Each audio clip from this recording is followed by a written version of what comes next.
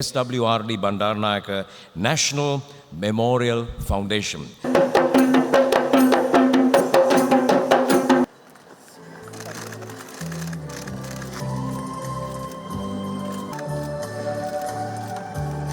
Music and performing arts with the BMIC has gone on to establish. I'd like to firstly very warmly invite our chief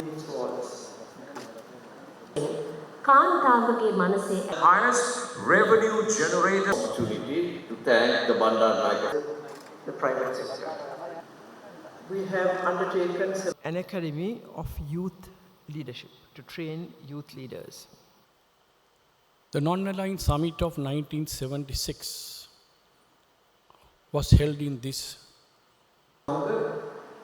You have speeches to listen to, food programs for children, performing arts.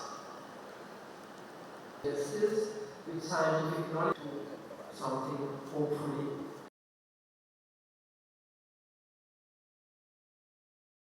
of this institution, boards of management as well as the academic board, so event with us.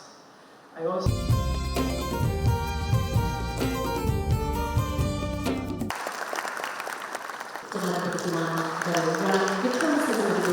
also 50th anniversary celebrations and now we have Jnapata Bandaranaike.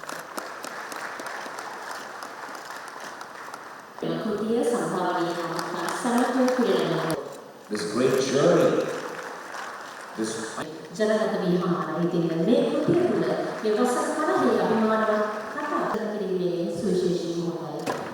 guests, to the President and also all distinguished invitees on stage. Let's put our hands together. That's a lot. To the Honourable Minister, together with the Honourable State Minister, and the official presenting the commemorative card, each to our distinguished invitees on stage.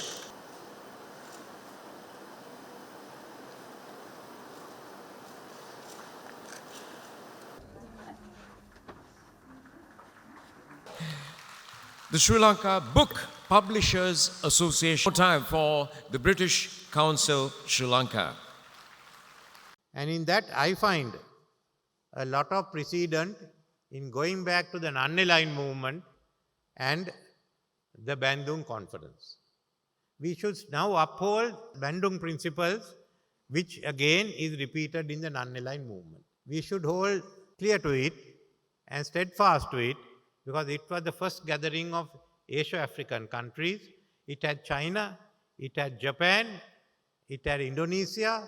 So all those countries were Australia in this conference. So what we in Sri Lanka should do is to adhere to the Bandung principles and the Panchasila of the non-aligned movement.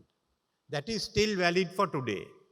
We have to realize that. Secondly, we also have to note of the new developments, and I have said that we will also support the ASEAN outlook on the Indo-Pacific. ASEAN plays an important role, and we must ensure that ASEAN is further strengthened in the coming decades. And the ASEAN outlook is one which also emphasizes the fact that while the Indian Ocean and the Pacific Ocean are two different oceans, distinct oceans, but are interconnected. Now that is of value to us, because Indian Ocean, the geopolitics of the Indian Ocean is quite different from Asia Pacific. We haven't got the hub and spoke system of the Asia Pacific or the quasi-alliances that go on there. As far as we are concerned, we have been free of the great power rivalry so far. We should not allow that to come into the Indian Ocean. Already we have around the Horn of Africa a number of military bases.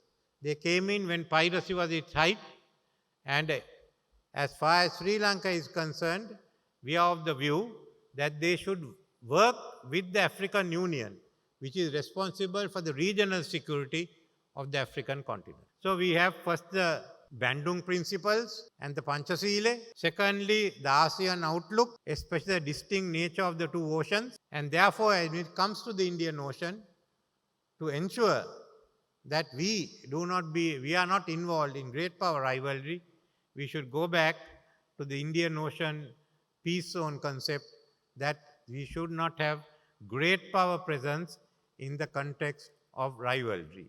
So if you have these three principles, then Sri Lanka can certainly navigate its way through and work with all other countries in the Indo-Pacific, in the BRI, in the RCEP, to ensure that stability is maintained in the Indo-Pacific.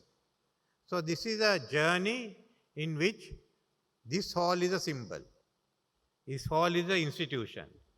So we should carry out the concepts of which there is bipartisan agreement to ensure that Sri Lanka stays out of and opposes any attempt to bifurcate Asia, and we go along to ensure peace and stability in our region.